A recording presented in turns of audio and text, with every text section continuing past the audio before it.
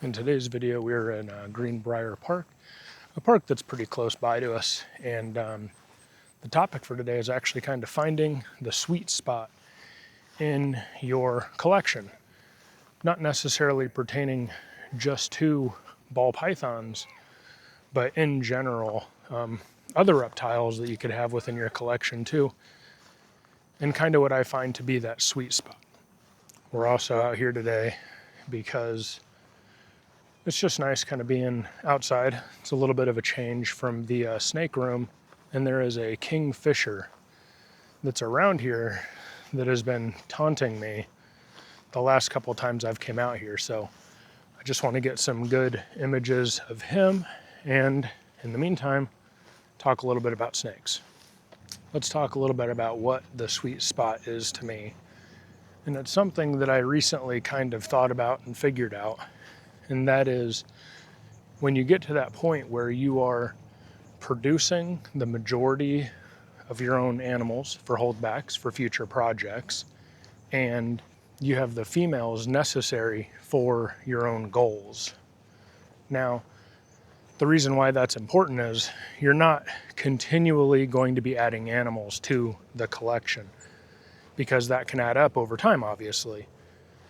Now, instead, what you're doing is you are producing females that you can raise up and use for multiple generations, multiple projects. And at that point, you are basically just purchasing males that you can use to then breed to those females, to hold back, to raise up, then purchase other males in the future. The reason why I think that is important is because, one, you get to outcross your animals. So not everything is going to be related. It's also a bit easier to an extent to purchase a male with multiple genes that you can take to your existing females and produce a good variety of stuff. And to a degree, there's a lot less risk because you're purchasing that male, less likelihood of them having issues with, obviously egg binding or anything else that could happen. So you can use that male with multiple females producing multiple clutches within the first year or two or season or two. So we are now in our, I think, 4th season of producing. We produced 1 clutch in 21, I think 18 and 22, 18 and 23. We did 13 and 24. And then we're going to be probably doing a little bit over 20 clutches this season. And throughout that time, we have produced a lot of what I would consider pretty cool animals. We've held back a lot of cooler animals, and we've been able to sell or trade and then upgrade for additional really cool females that we can use in the coming years. And that's kind of the point of this video. By having a lot of those females, they are double hets that carry really good incomplete dominant genetics. And the benefit I find with those is that those females are going to be good for several years because you can upgrade your males.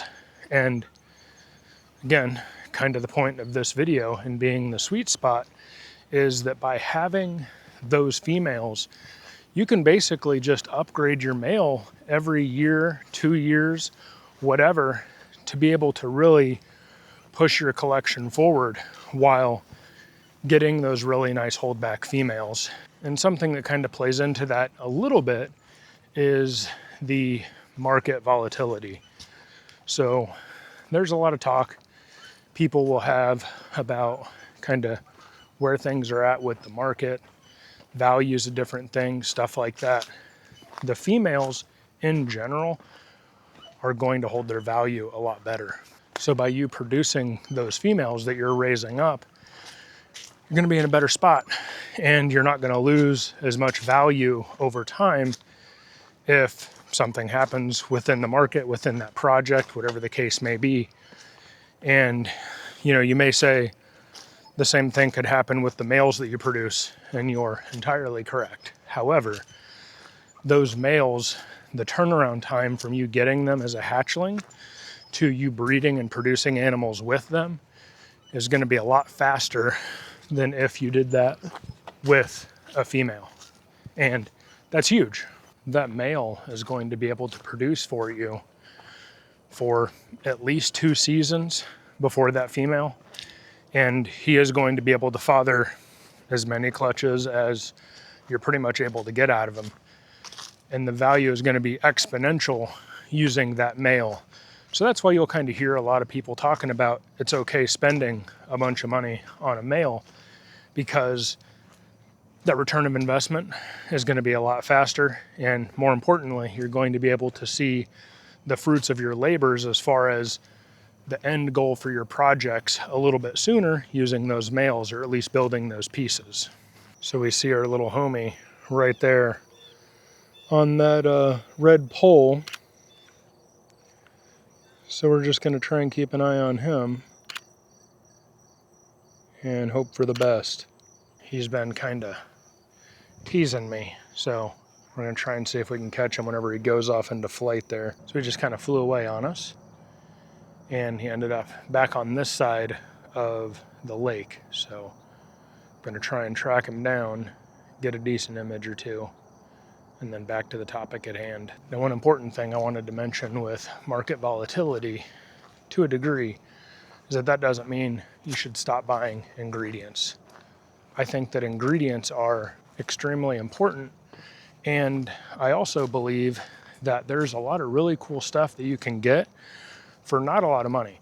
There are some really fantastic hypo combos, even DG combos now, and probably less Ultramel combos, but there are a ton of really cool genetics that you can find in the Hypo project for sub $500. And if you have, or even the Clown project now, like you can probably get a adult or sub-adult Hurricane Clown, a Stranger Clown, you know, a bunch of really different Confusion Clown, bunch of really different cool clown combos for not a lot of money. And if you have a multi-gene packed male to take into those girls, you're only putting yourself in a position for success. And it's all based on buying ingredients. And those animals, not super expensive, but if you have a very high quality male that you can take into those things, they become very valuable.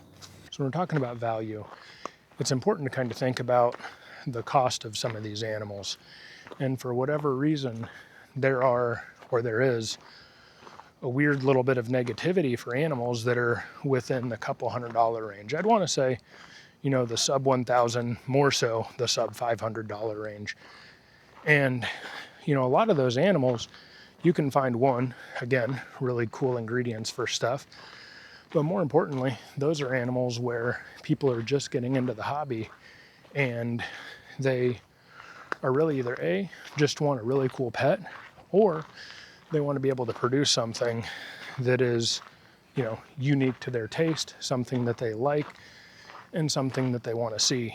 And furthermore, in that same breath, you know, you also have to consider that for somebody that's either just starting out or isn't really deep into snakes, or more so kind of new to ball pythons, because ball pythons for the most part are the most wildly expensive of kind of the reptiles. And I'm sure the majority of the people watching this channel probably keep ball pythons. So with that said, you have to think, for someone that's going to be purchasing an animal that is several $100s, that is a bit of an investment, whether it's a monetary investment for, you know, basically some sort of project that they want to do, or if it is a cool pet. You're talking about hours of somebody's day. You know, let's just say someone's getting $20 an hour for their job and they're trying to purchase a $400 or $500 animal. That is a lot of hours out of their week used to be able to purchase that animal. For the most part, everyone else, you know, they have other bills, and I know this is probably a little boring, but, you know, they have other bills. They're paying for a house. They're paying for, and a bird just flew away from me. They're paying for they're paying for rent. They're paying for a car. They're paying for their phone. They have all kinds of other bills and other things that they have to worry about. So an animal really is a luxury item. It's a cool pet. It's a beautiful animal. quite literally, it's a living work of art. So I don't really understand kind of the negativity. Oh, hold on. Take a look at this little guy. We have a green heron right out here on the rock face. I'm going to try and get a decent shot with the real camera here. Just do this. Do this. Hopefully he doesn't fly away on me while I'm doing all this stuff. And he flew away. And he's closer.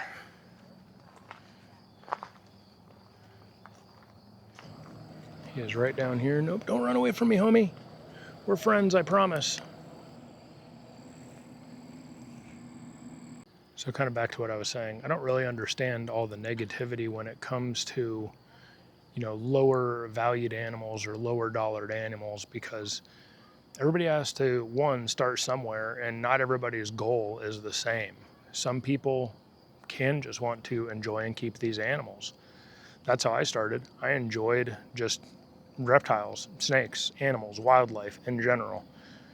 I enjoyed all of that stuff. And then it was the ability to produce your own things, to do your own things, to have your own vision, make your own projects. That's what appealed to me, and wanting to kind of see those projects through and make some really cool stuff. I mean, my first litter of animals that I produced was in 2007 from a head albino boa female that I purchased to produce my first albinos. And that's pretty crazy. You know, it's a very rewarding experience to be able to produce something that I wanted to see, that I wanted to have. So in speaking of, you know, what an experience that is, producing something that you have looked forward to and want to produce, you know, you also have to look at it. And one of my buddies, Alex, who got out of reptiles, I don't know, probably a good, 10 years ago now or something like that. You know, he basically said, this hobby is one of the few hobbies where you can make life-changing money on like a daily basis. And I'm not trying to turn this into a, you know, make money type situation or how good the money is kind of thing or anything else. But you figure, as far as stuff that you enjoy, stuff that you like to do, the reward on investment that you get from being able to pick up whatever animals you're interested in, put those things together, keep the ones you like, and then sell the remaining ones for whatever you see fit, that in itself is extremely amazing. And that's not something you're going to get in the majority of hobbies. I mean, sure, photography, cool. It helps with getting photos, videos, and stuff of the animals. Hold on, let me change this. Sure, it helps me with getting photos, videos of the animals, different things like that. So yeah, it helps. It's also an interest of mine. But, you know, I'm not seeing any kind of reward from this other than personal enjoyment. The reptiles, you could be hanging out with family, get a message on Morph Market, Instagram, whatever, someone inquiring about that near one-of-a-kind animal you produced. And then next thing you know, you're chilling. That, in my mind, is a massive benefit with these wonderful animals, is that you can make the stuff that you want to keep and have something to offer other people that don't necessarily fit into your projects or your goals. You're able to make one-of-a-kind living art that is exactly what you envisioned. Sometimes, sure, it takes a little bit of patience, but at the end of the day, there are very few, if any, other hobbies or things that you can do and enjoy that offer that same thing that the reptiles do. And again, all this stuff isn't just specific to ball pythons. It's for pretty much any of these animals or species that you could be interested in. I have a video that I'm going to be putting out probably in the next couple weeks, a little bit about boas and how I've kind of gotten a little bit back into those. And a little bit of that goes on to my video that I put out a couple weeks ago on, you know, how right now is the best time to buy, about being able to get stuff that you otherwise wouldn't have been able to get for a very reasonable amount of money. And all of these thoughts and ideas and everything else kind of come together in that regard. Because if you're able to build your base with females for whatever species it is that you're interested in, have those solid girls growing up, and then when a suitable male is produced, you can then put that in your collection and, you know, basically keep using those females, get different males, continually upgrading your holdbacks, and then replacing them with new holdbacks while there's still value in there, so somebody else can make some really cool animals. So let me know down in the comments what you thought about this video. Is this something that you've considered? You know, if you're a newer breeder, if you're someone that's been around for a while, is this kind of a thought that you've had where you get to that point where you can just upgrade your male, produce your own females, and then really be able to invest in either your vision or the project that you're shooting for?